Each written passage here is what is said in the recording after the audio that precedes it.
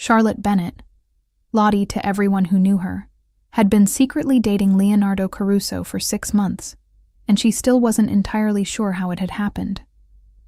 She owned a small cafe and bakery in the North End, the kind of place with mismatched chairs and handwritten menu boards where regulars came for good coffee and better conversation. It was modest, cozy, completely unimpressive to anyone who valued flash over substance.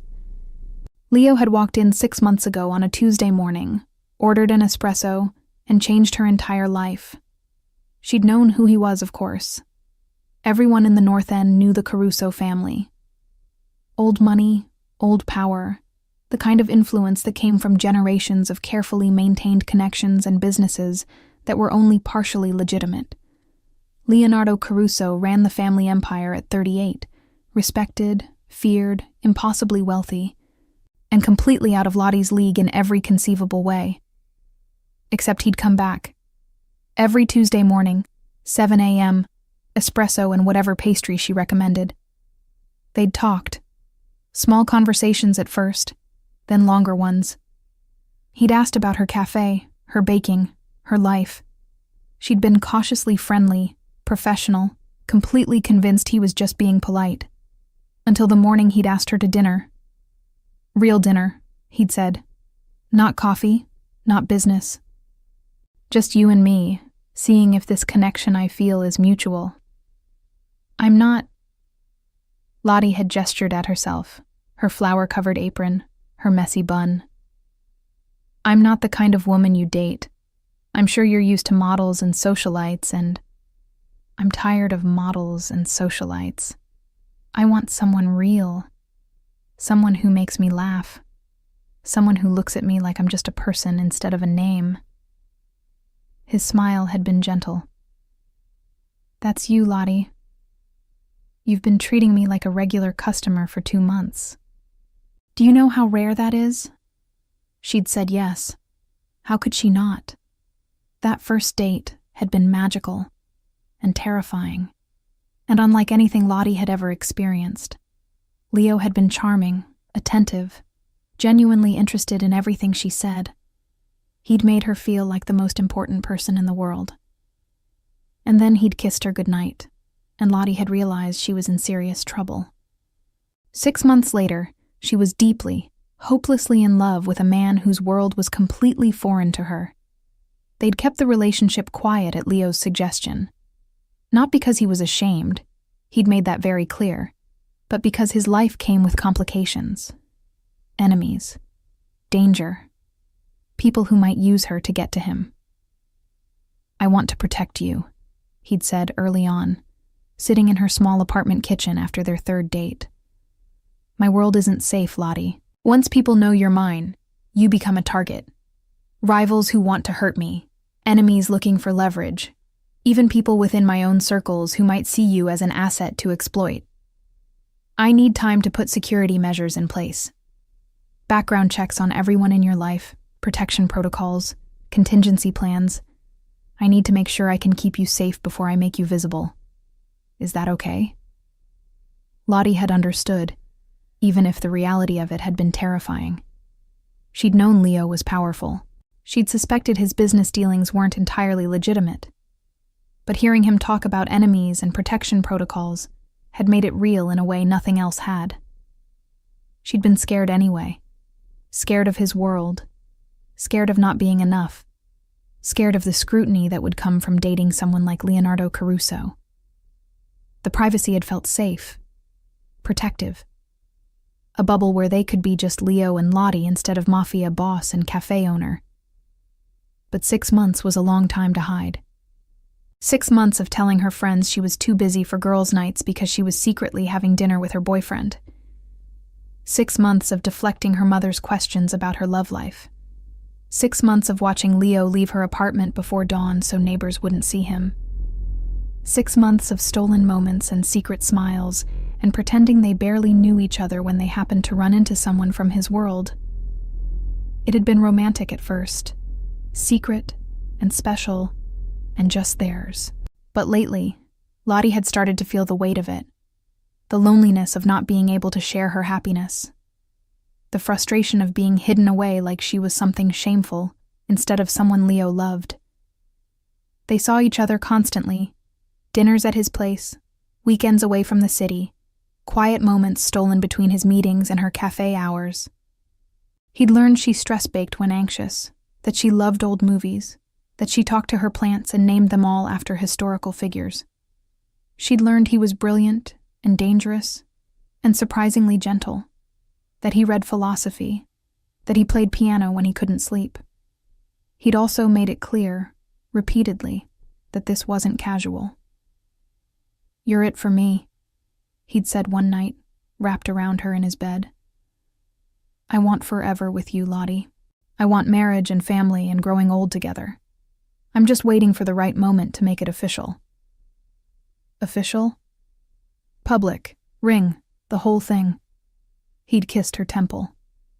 "Soon, I promise." Now, standing in her apartment on New Year's Eve afternoon, Lottie wondered if soon might be sooner than she'd thought. Leo's family had a massive New Year's Eve party every year. 200 guests, black tie, the kind of event that made social pages and required months of planning. Leo had been attending alone for years, deflecting questions about his love life, letting people speculate. This year, he'd insisted Lottie come as his guest. "Not as my date," he'd clarified.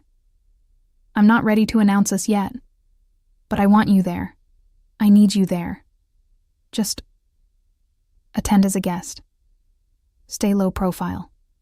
I'll find moments to be with you, but we keep it quiet for now." Lottie had agreed, even though the thought of being in a room with his family, his associates, his entire world, made her want to throw up. She'd spent far too much money on a dress. Simple black, elegant but not flashy. The kind of thing that would let her blend in. She'd practiced her hair twice, settled on a sleek updo. Minimal jewelry, professional makeup. She looked appropriate, polished, like she could belong. Except she knew she couldn't. Not really. The moment people found out Leo was dating a cafe owner from a middle-class background with no connections and no pedigree, they'd tear her apart. Her phone buzzed. "Leo. How are you feeling?" "Terrified, nauseous, questioning all my life choices." "That bad?" "Worse. I tried on the dress 3 times. I can't eat. I'm spiraling." "Lottie, breathe. You're going to be fine." "Easy for you to say. You belong there. I'm going to stick out like the most beautiful woman in the room." "Which you are, which you will be. Stop panicking." "I can't help it. Your entire family will be there. Your business associates, everyone who matters in your life. And I'm just the cafe owner you've been secretly seeing." "You're not just anything. You're the woman I love, the woman I want to spend my life with. And yes, they don't know that yet, but they will. Soon, I promise." "How soon?" "Very soon. Trust me, amore. Tonight is important. More important than you know." After they hung up, Lottie stared at her reflection. She looked fine. She looked appropriate. She looked like she was about to face a firing squad. At 7 p.m., a car arrived, Leo's driver, sent to pick her up.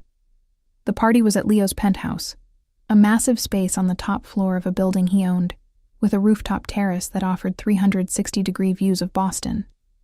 Lottie had been there dozens of times, but never when it was full of people. Never when she had to pretend she was just another guest instead of the woman who knew Leo kept a spare toothbrush for her in his bathroom. The elevator ride up felt like ascending to her own execution. The penthouse was already packed when she arrived. 200 people in formal wear, champagne flowing, music playing.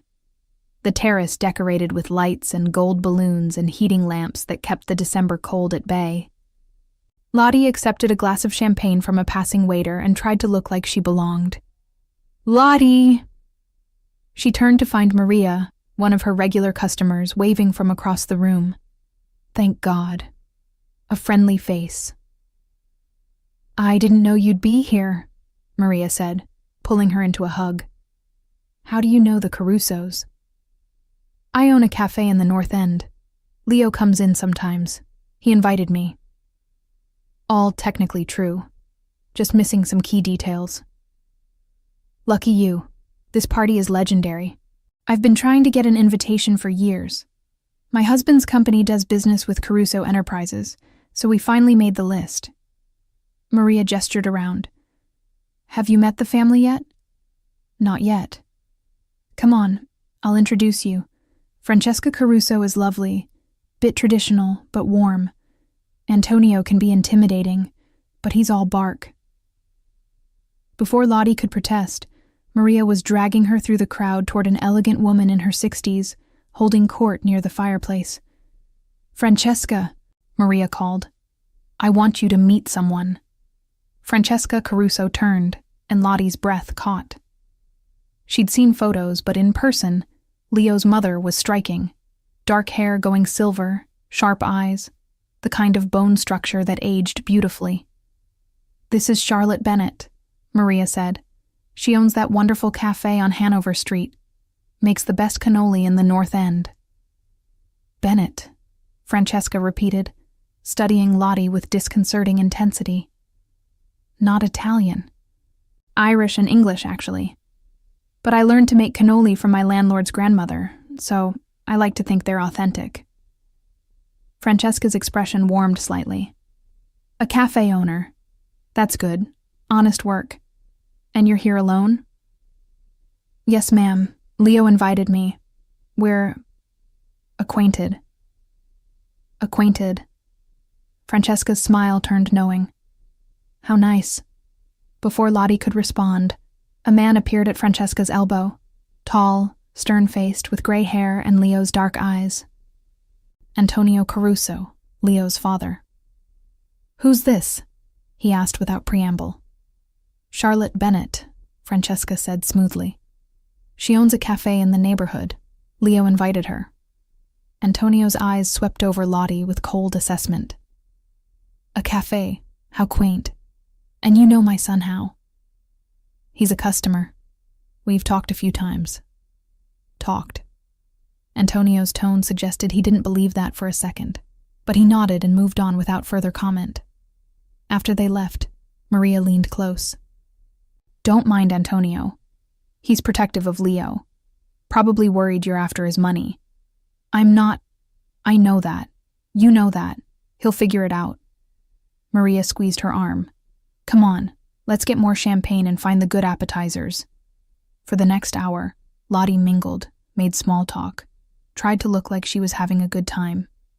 She saw Leo across the room multiple times, greeting guests, talking to his brothers, laughing with associates.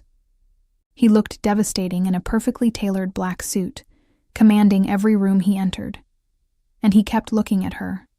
Quick glances, heated stares, small smiles that were just for her. Each one made her heart race. Around 9, Leo found a moment to corner her near the bar. You look incredible, he murmured, his hand brushing hers briefly. Your father thinks I'm a gold digger. My father thinks everyone is a gold digger until proven otherwise. Don't take it personally. He stepped closer, lowering his voice. How are you holding up? Barely. This is overwhelming. I know. But you're doing great. I'm proud of you. His hand found the small of her back, hidden from view. Few more hours. Then I'm taking you home and we're not leaving my bed for a week. Leo. I know, sorry. Professional distance. But his eyes were hot. Though that's about to change. What?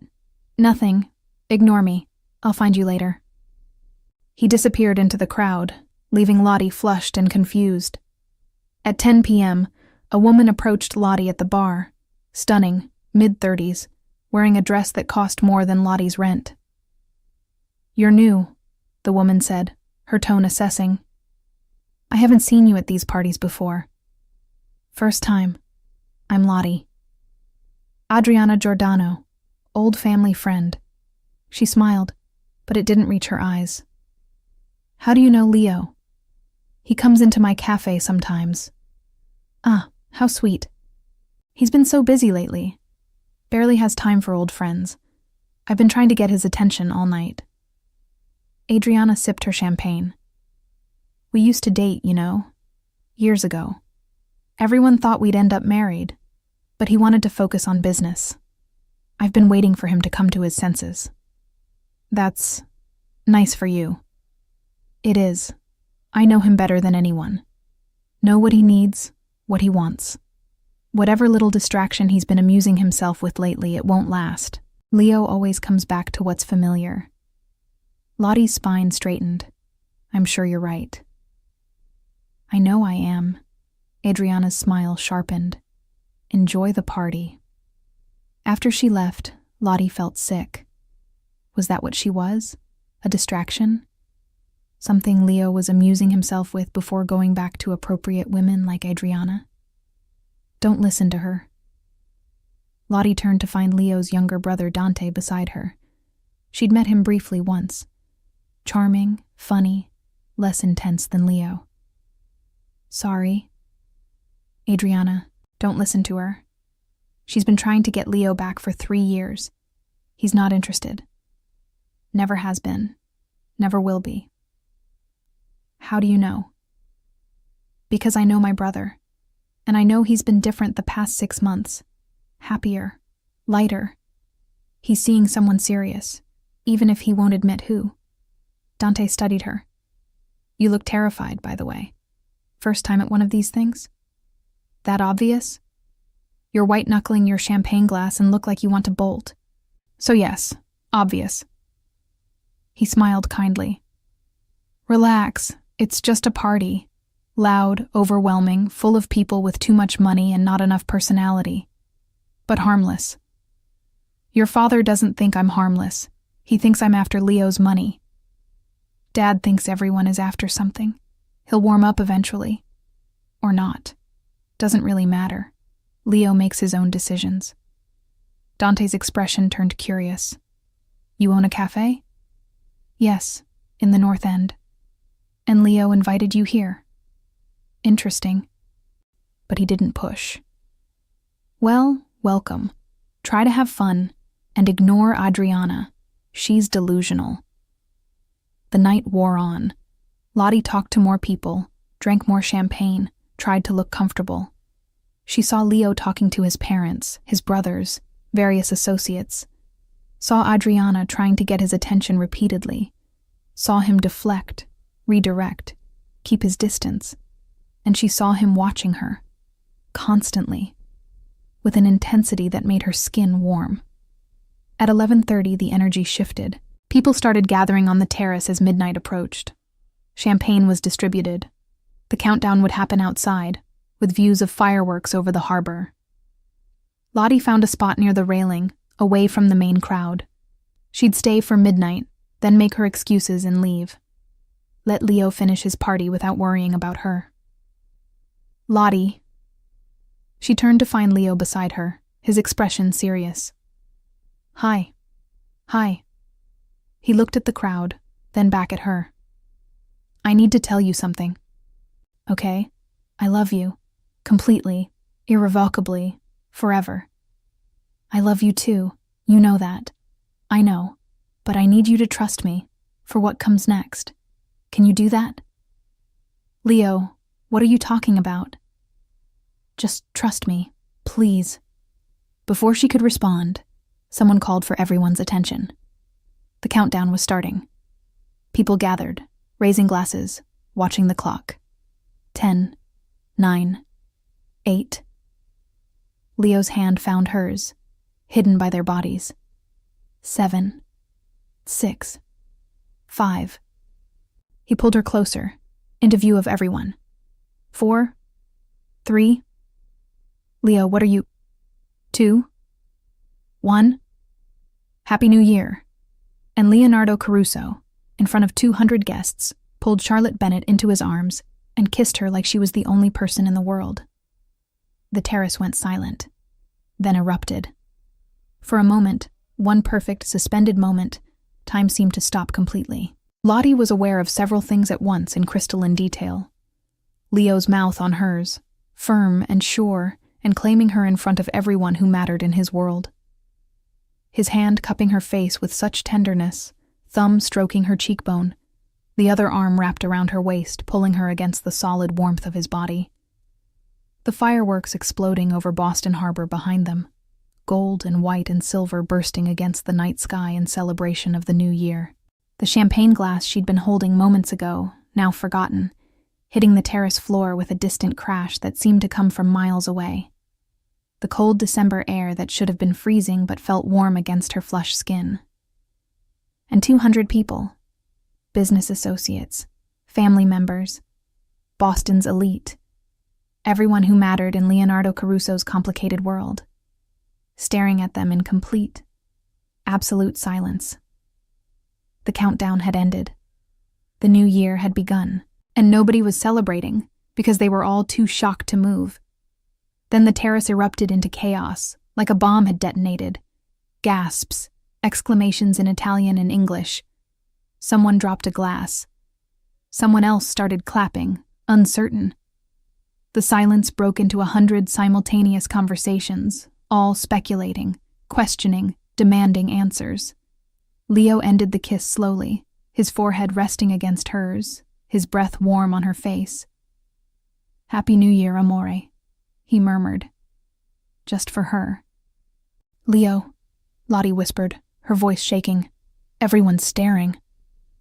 "I know. That was the point." "What? Why?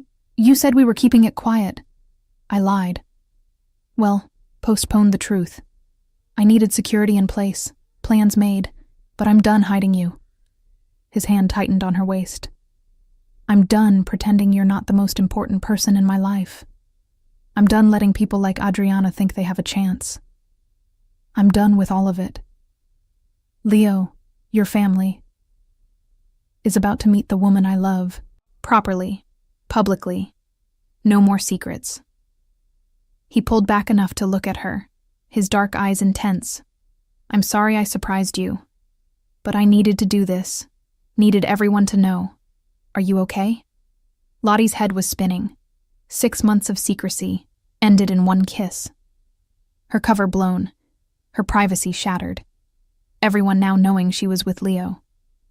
"I think I'm going to pass out," she said honestly. "Breathe. I've got you. I won't let anything happen to you." "Leonardo!" They turned to find Francesca pushing through the crowd, her expression unreadable. Behind her, Antonio looked thunderous. Dante was grinning. And Adriana looked like she'd been slapped. "Mama," Leo said calmly. "Happy New Year." "Don't you mama me." "What was that? Who is this girl? Why are you kissing her in front of everyone?" But Francesca was looking at Lottie with curiosity, not anger. "Is this the someone you've been seeing?" "Yes, this is Charlotte Bennett. Lottie, the woman I've been dating for 6 months, the woman I love, the woman I'm going to marry." Lottie's brain short-circuited on that last part, but before she could process it, Francesca was pulling her into a hug. 6 months! You kept her secret for 6 months! Francesca held Lottie at arm's length, studying her. "You're the cafe owner, from Hanover Street." "Yes, ma'am." "I knew it. I knew there was someone. Leo's been different, happier, I knew." Francesca beamed. "Welcome to the family, Cara. It's about time my son found someone real instead of those plastic socialites he used to date." "Mama," Leo started. "Don't interrupt. I'm welcoming your girlfriend, who you kept secret. We'll discuss that later." But Francesca was still smiling. "You make good cannoli, yes?" "I try." "Good. Family dinner next Sunday. You'll come. You'll make cannoli. We'll talk properly." Francesca kissed both of Lottie's cheeks. "I'm glad he finally showed good sense." Antonio appeared beside his wife, his expression stern. "You could have warned us." "I could have," Leo agreed. "But I didn't want the lecture about appropriate partners and family connections beforehand." "She's a cafe owner," Antonio said flatly. "She's a businesswoman. She owns her own establishment, employs people, serves the community. That's more honest work than half the people in this room do. Leo's arm slid around Lottie's waist, possessive and protective. And she's mine. That's all that matters. Antonio looked at Lottie, his expression calculating. You know what my son is, what this family is. I know enough, Lottie said, finding her voice. I know Leo is powerful and dangerous and does things I probably shouldn't ask about. I know your family has influence that goes back generations. I know dating him means accepting a world I don't fully understand. But I also know he's kind and brilliant and makes me laugh. And I love him anyway. Something shifted in Antonio's expression. Not approval, exactly. But maybe consideration. We'll see, he said finally. Family dinner Sunday. We'll talk then. He walked away, leaving Lottie trembling. That went better than expected, Dante said cheerfully, appearing with fresh champagne. Dad didn't threaten you or demand a background check. That's basically approval in his language. He hates me. He doesn't hate you. He's cautious, protective, old-school Italian father, whose son just revealed a serious girlfriend with zero warning. Dante handed her a glass. Give him time. He'll come around, especially when he sees how happy Leo is. Around them, the party was recovering from its shock. People were still talking, still staring, but the countdown had disrupted the rhythm enough that conversation was resuming. Music started again. Waiters circulated with champagne and appetizers. But everyone was still watching them. Adriana pushed through the crowd, her expression icy. Leo, a word. No. Excuse me? I said no, Adriana. We have nothing to discuss. You kissed some random girl in front of everyone after I've been waiting. That random girl is my girlfriend. The woman I love. The woman I'm going to marry. And you've been waiting for something that was never going to happen. Leo's tone was cold. We dated 3 years ago for 6 weeks. It didn't work. It's not going to work. Move on. You can't be serious. Her? She's nobody. She owns a cafe, for God's sake. And your old money with no substance. I'll take real over pedigree any day. He pulled Lottie closer. This conversation is over. Don't approach us again. Adriana looked like she wanted to argue, but something in Leo's expression made her reconsider. She left with a final withering look at Lottie. I'm sorry, Leo murmured. She's been persistent for years. This will finally make her stop. Your father doesn't approve of me. My father doesn't approve of anyone. He'll adjust. Leo kissed her forehead. Are you okay? I know this is overwhelming. I'm terrified. Everyone's staring. Your family is judging me. That woman hates me. I'm completely out of my depth. But you're here. With me. Publicly. No more hiding. Isn't that better? Lottie thought about 6 months of secrecy. Of wanting to tell her friends, her family, wanting to be open about the man she loved. Of pretending they were just acquaintances when they were so much more. Yes, she admitted. It's terrifying. But better. Good. Leo checked his watch. 12:03. Now I need to do the second part. Second part? The part I've been planning for weeks. He pulled a small box from his jacket pocket, and Lottie's heart stopped. The part where I ask you to marry me. Leo, I know it's fast. I know we just went public 3 minutes ago. But I've been carrying this ring for 2 weeks, waiting for the right moment. And this is it. Right here. Right now. In front of everyone who matters. He dropped to one knee, and the terrace went silent again. Charlotte Bennett, I love you. I've loved you since the 3rd time you made me coffee and told me my espresso snobbery was pretentious. I want to spend my life with you. I want to wake up next to you every morning. I want to argue about whether pineapple belongs on pizza and listen to you name your plants and watch you stress bake at 2 a.m. I want all of it. Forever. Will you marry me? Lottie stared at him. At the ring, a stunning emerald surrounded by diamonds, vintage and perfect, and exactly her style, even though she'd never told him her preferences. At his face, open and vulnerable in a way she'd never seen in public. At the 200 people watching, waiting for her answer. Her entire life was about to change. Again. Bigger this time. No going back.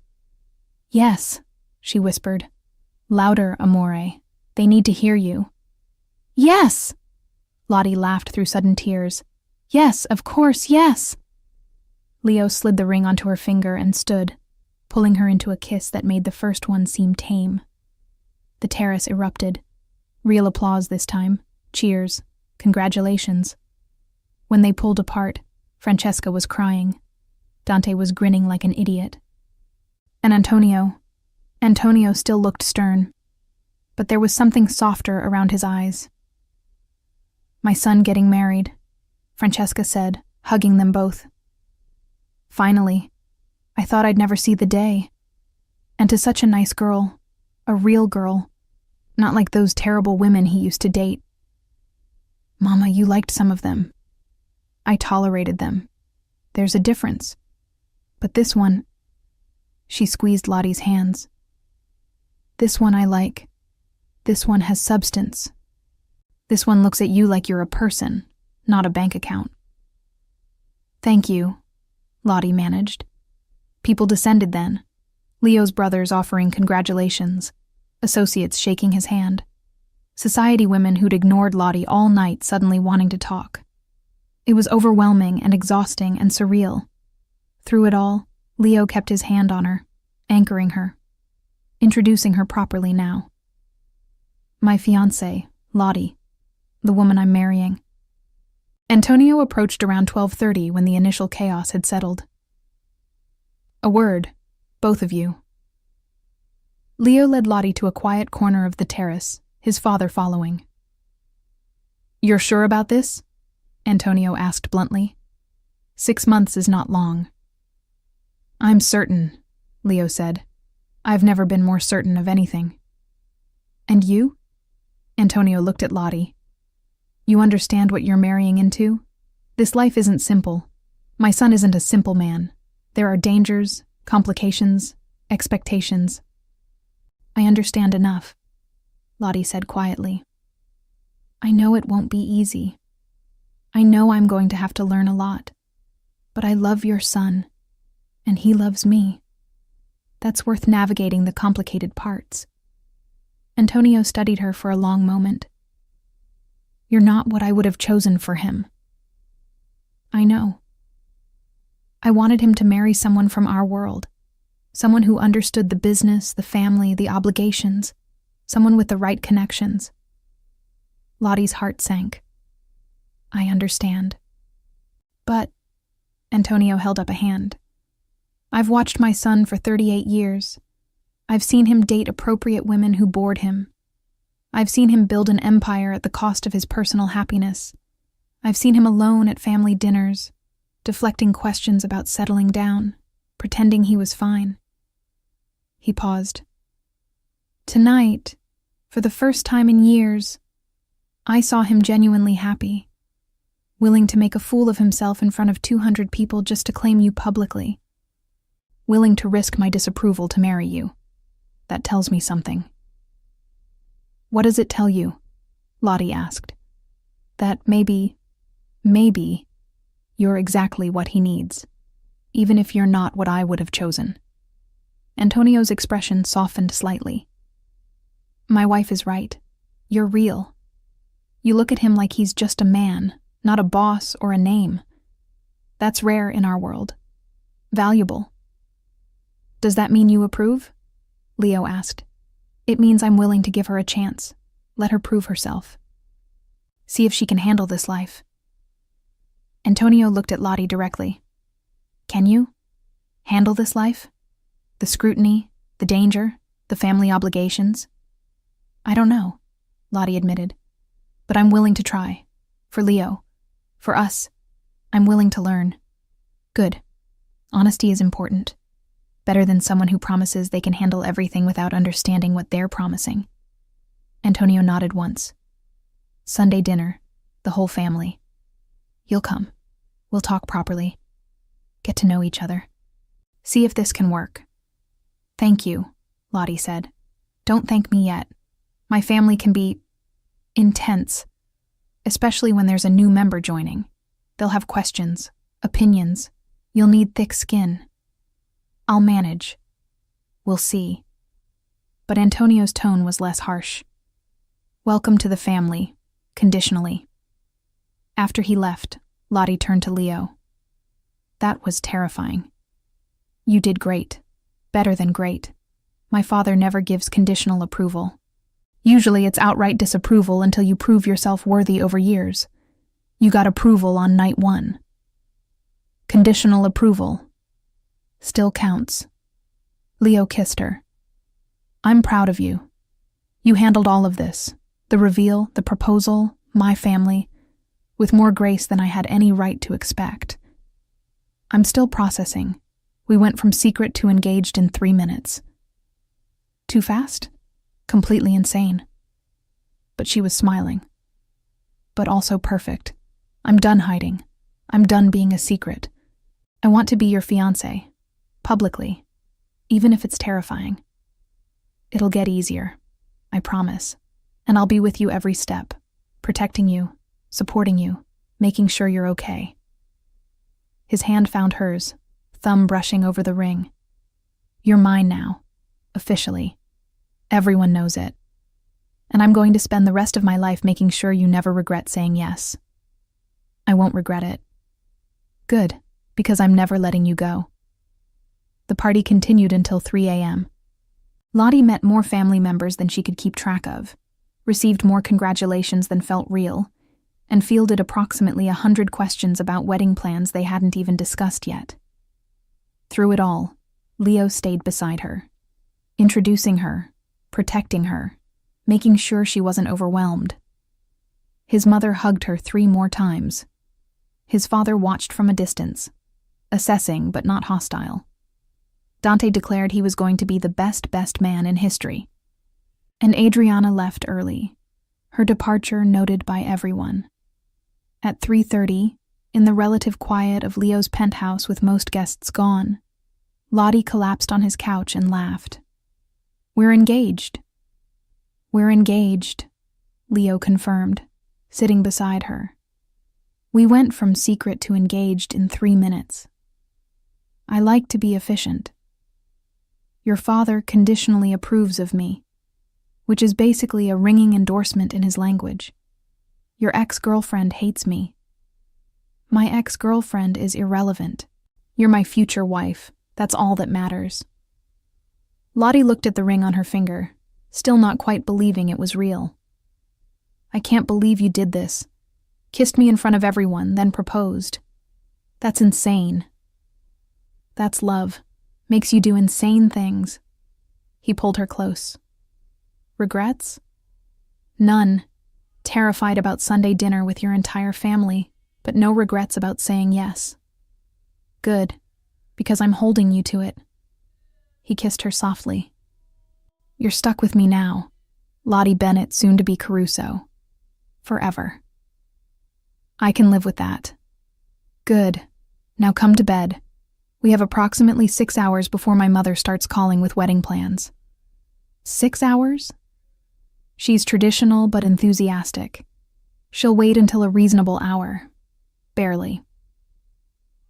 They went to bed as the sun started rising over Boston, engaged and public, and beginning the next chapter of their completely insane love story. And Lottie wouldn't have changed a single thing. Sunday dinner at the Caruso family estate was exactly as terrifying as Lottie had anticipated. She'd spent the week in a daze, fielding calls from friends who'd seen social media posts from the party, dealing with customers at her cafe who'd heard gossip, trying to process that she was now publicly engaged to Leonardo Caruso. The ring on her finger felt foreign and heavy. Beautiful, but constant reminder that her life had fundamentally changed. You'll be fine, Leo said for the 10th time as they drove to his parents' house Sunday afternoon. My family is loud and opinionated and overwhelming, but they're good people, and my mother already loves you. Your father conditionally approves of me. That's different from loving me. He'll come around. He always does. He just needs time to adjust to the idea that I'm marrying someone he didn't pre-approve. That's not comforting. It's honest. Leo squeezed her hand. I'm not going to lie and say this will be easy. My family has expectations. They'll ask questions. They'll want to know everything about you. They'll judge whether you're suitable for this life. But he pulled into the driveway of a massive estate in Newton. They'll also see how much I love you, and that matters more than pedigree. The house was even more intimidating than Lottie had imagined. Old money architecture, perfectly maintained grounds, the kind of place that screamed generational wealth. She'd brought cannoli, homemade, using the recipe Leo's mother had mentioned was her favorite. It felt inadequate bringing pastries to people who probably had personal chefs, but Francesca had specifically requested it. Ready? Leo asked. No, but let's go anyway. The front door opened before they reached it. Francesca stood there already smiling, wearing an apron that suggested she'd been cooking all day. Leonardo and Lottie. Come in, everyone's waiting.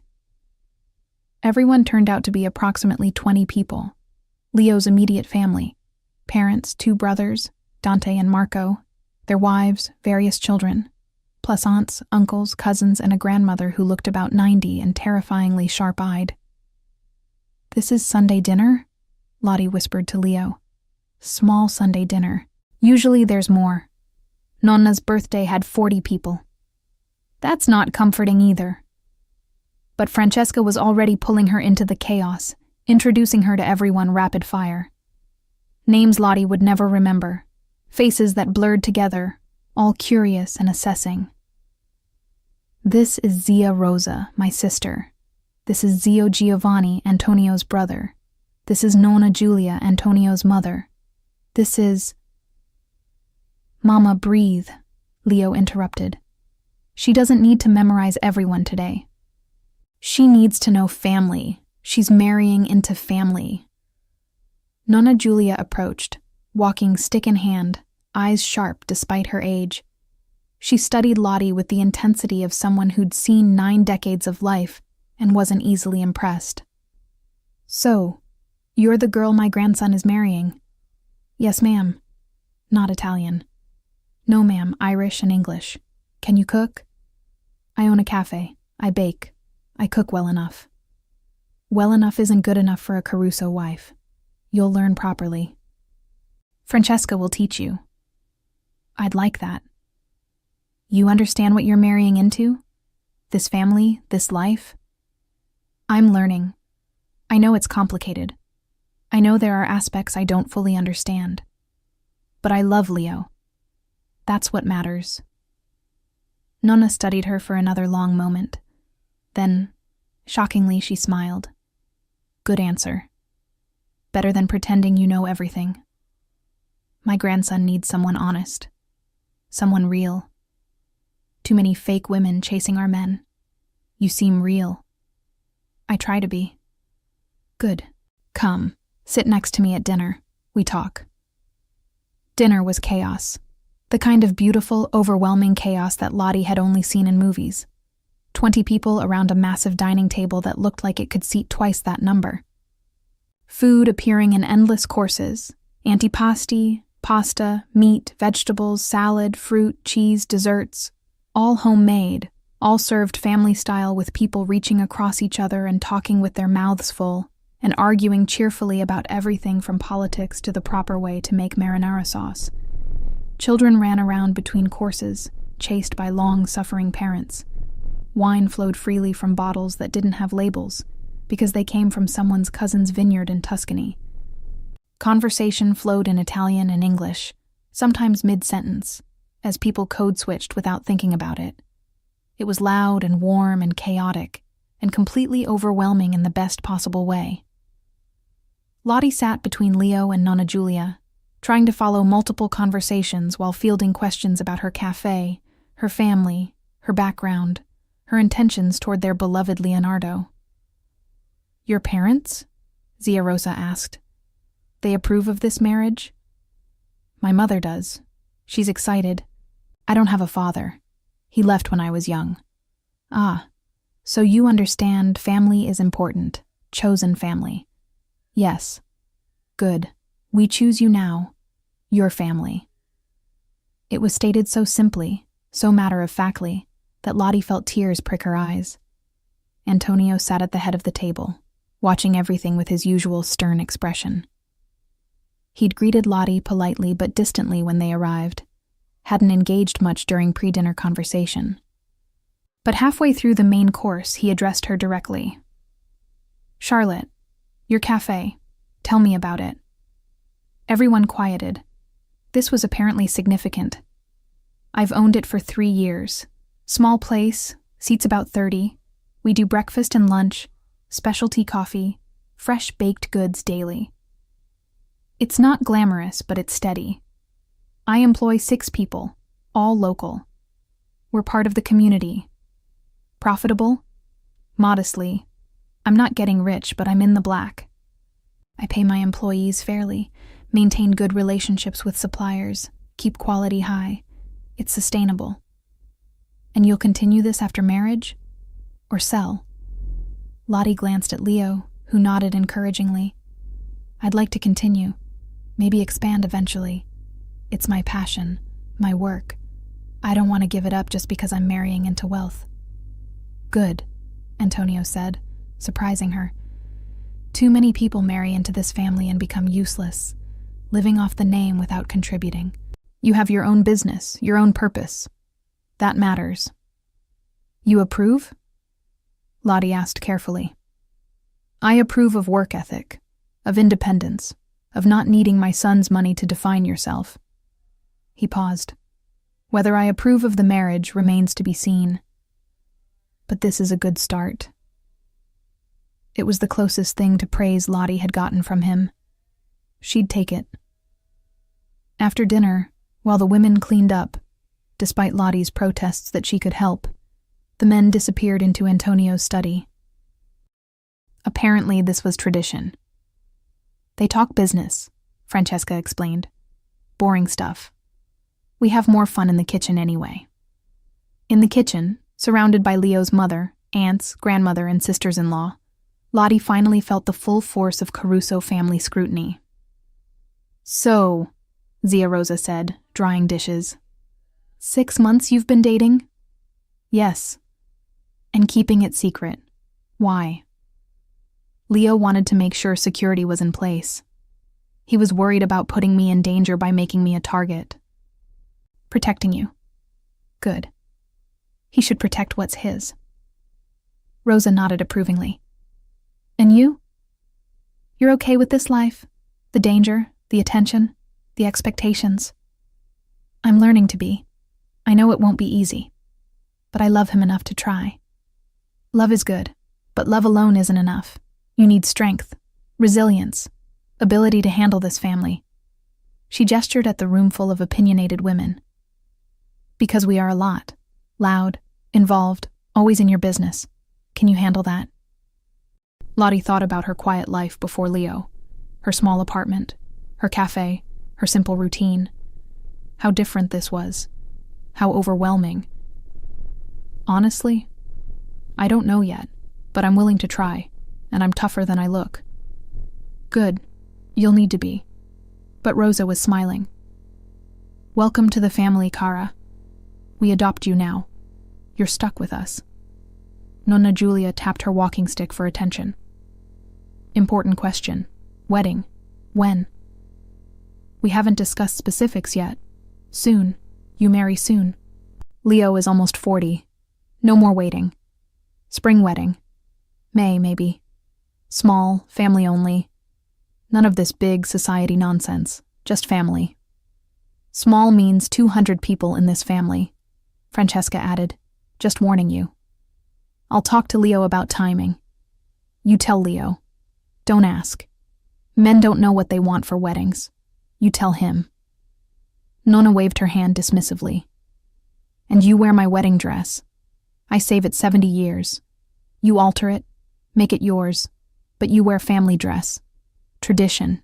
I couldn't, that's too special. Is decided. You wear my dress. Francesca, you show her next week. Nonna, really, I don't want to impose. Not imposing, is gift, is welcoming you to family. You accept gift. It wasn't a question. Thank you, Lottie managed. I'm honored. In the study, Leo was getting similar treatment from his father and uncles. 6 months and then engagement, Antonio said, pouring grappa. That's fast. I'm 38. I know what I want. No point waiting. She's not what I would have chosen. I know, but she's what I choose. That has to be enough. Antonio studied his son. You're certain? Absolutely certain? Because once you marry her, she becomes family. Part of everything. There's no going back. I'm certain. I've never been more certain of anything in my life. Even knowing she's not from our world? Knowing she doesn't understand the business, the obligations, the complications? Especially knowing that. I'm tired of women who want me for power or money or status. Lottie wants me because I'm me. She sees past everything else. That's worth more than pedigree. Antonio was quiet for a long moment. Then, your mother likes her. I know. Your grandmother likes her. I noticed. Even your aunts like her, and they don't like anyone. Is there a point to this? Leo asked. The point is that maybe, you chose better than I gave you credit for. She's not what I expected. Not what I would have selected. But watching her tonight, with the family, handling questions with grace, being honest instead of performing. Antonio paused. Maybe she's exactly what you need. Does that mean you approve? It means I'm willing to accept this marriage, support it, give her a real chance to prove herself. Antonio raised his glass. To your marriage. May it be as strong as your mother and mine. May she give you many children and much happiness. And may she handle you better than anyone else has managed. They toasted, and Leo felt something tight in his chest loosen. His father's approval. Real approval, not conditional. It mattered more than he'd wanted to admit. When they rejoined the women, Francesca was already planning the wedding with alarming efficiency. Guest lists, potential venues, menu options. She had notebooks. May wedding, she announced. Small, family only, 200 people. We use the estate gardens. Beautiful in May. And Lottie wears Nana's dress, altered to fit. We haven't actually discussed any of this, Leo said. We're discussing now. Sit down. We plan. For the next 2 hours, Leo and Lottie sat in his parents' living room while his entire family planned their wedding around them. It should have been overwhelming. It was overwhelming. But it was also wonderful. This was family. Loud, opinionated, overwhelming family who'd adopted Lottie completely in the space of one dinner and were now treating her like she'd always belonged. When they finally left around 9 p.m., Lottie collapsed in Leo's car and laughed. Your family is insane. I know, but you handled it perfectly. Your grandmother is giving me her wedding dress. Your mother has already planned half our wedding. Your aunts asked when we're having babies. Your father toasted our marriage. This is surreal. This is family. Welcome to it. I don't have a say in the wedding planning, do I? Absolutely not. My mother has been waiting 38 years for me to get married. She's taking over. Just accept it. May wedding, 200 guests, family dress. This is happening. Are you okay with that? Lottie thought about it. Thought about her quiet life before Leo, about small expectations and simple pleasures. Thought about this loud, overwhelming, wonderful family who'd claimed her as their own. Yeah, she said. I'm okay with it. More than okay. Your family is amazing, intense and overwhelming, but amazing. They love you, I could tell. And my father approved. Really approved. That's huge. He toasted us? He toasted us. Called you exactly what I need. That's as close to, I was wrong, you were right, as Antonio Caruso gets. I can't believe this is my life now. Better get used to it. Because you're stuck with us. All of us. Forever. I can live with that. Epilogue. 5 months later. Lottie married Leonardo Caruso on a perfect May afternoon in his parents' garden, wearing a 70-year-old dress that Francesca had helped her alter to fit perfectly in front of exactly 200 family members who'd become her family too in the 5 months since New Year's Eve. The dress was stunning, vintage lace and silk, preserved immaculately for 7 decades, now updated with Lottie's own touches. A shorter train, modern understructure, delicate alterations that honored the original while making it hers. Wearing Nonna Giulia's wedding dress felt like wearing history, like being wrapped in 70 years of love and marriage and family legacy. The ceremony itself was traditional Italian Catholic, long, formal, conducted partially in Latin by a priest who'd known the Caruso family for 40 years. Lottie had spent weeks in preparation classes, learning the rituals, understanding the sacrament, wanting to honor Leo's traditions even though she'd been raised Protestant and wasn't particularly religious herself. The reception was everything the ceremony wasn't. Loud, joyful, chaotic in the best way. Music that ranged from traditional Italian songs to contemporary hits. Dancing that started formal and descended into cheerful chaos by hour 3. Food that kept coming in endless waves, from antipasti through the 7-course meal to the elaborate dessert table that rivaled anything Lottie had ever created in her cafe. Nonna Giulia cried. Francesca cried. Even Antonio got misty-eyed walking Lottie down the aisle since her own father wasn't there to do it. You're good for my son, he said as they walked. I was wrong to doubt you. You make him happy. That's all that matters. Thank you for giving me a chance, for accepting me. You earned it, by being yourself, by being honest, by loving him without agenda. He paused at the altar. Welcome to the family, daughter. The word daughter made Lottie tear up. After the ceremony, during the reception, Leo pulled her onto the dance floor for their first dance as husband and wife. Happy? He asked, deliriously, overwhelmingly, completely. Good, because you're stuck with me forever now, legally binding. I signed the papers, I'm aware. And you're stuck with my family, also binding. They're my family now too. I'm okay with that. Good, because they've already started planning Sunday dinners at our place. My mother has opinions about our kitchen. Nonna wants to teach you her sauce recipe. My aunts want to host your baby shower. We're not pregnant. They're planning ahead. That's what they do. Lottie laughed, resting her head on his chest as they swayed to music. This is insane.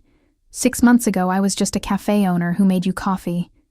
Now I'm married to you, part of your family, planning a future I never imagined. Regrets? None. This is the best insane decision I've ever made. Good, because I'm not letting you go. Ever. Promise? Promise. They danced until the song ended, then danced through 3 more, surrounded by family and friends and the life they were building together.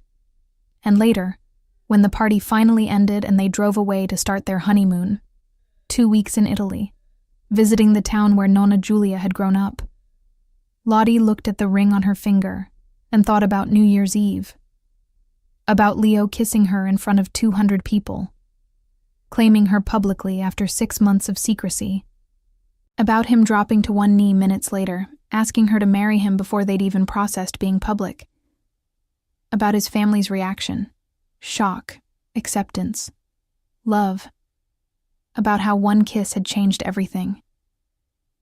What are you thinking about? Leo asked, driving with one hand, holding hers with the other. New Year's Eve. How you kissed me in front of everyone. How insane that was. Best decision I ever made. Proposing minutes later was also insane. Also, the best decision I ever made. Your family could have rejected me. But they didn't. They loved you. Because you're lovable. Because you're real. Because you're perfect for me. He brought her hand to his lips. And now, you're my wife, Mrs. Caruso. Forever. I'm still keeping Bennett professionally. The cafe is staying Bennett's. I know. I'm okay with that. You're my wife where it matters. At home, with family, in my heart. What name you use professionally doesn't change that. Good. Because I'm not giving up my cafe.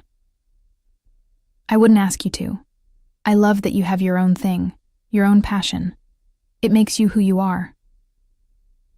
They drove in comfortable silence for a while, Boston disappearing behind them as they headed to the airport. Leo? Lottie said eventually. Yeah? Thank you. For choosing me. For going public. For proposing.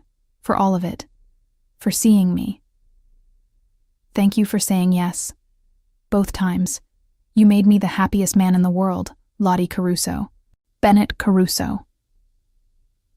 Bennett Caruso, he agreed, smiling. Forever. And it was. Forever started with a New Year's kiss that revealed a 6-month secret. Forever continued with a proposal minutes later that shocked everyone. Forever was built on family dinners and loud relatives and traditions and love, and Lottie wouldn't change a single thing.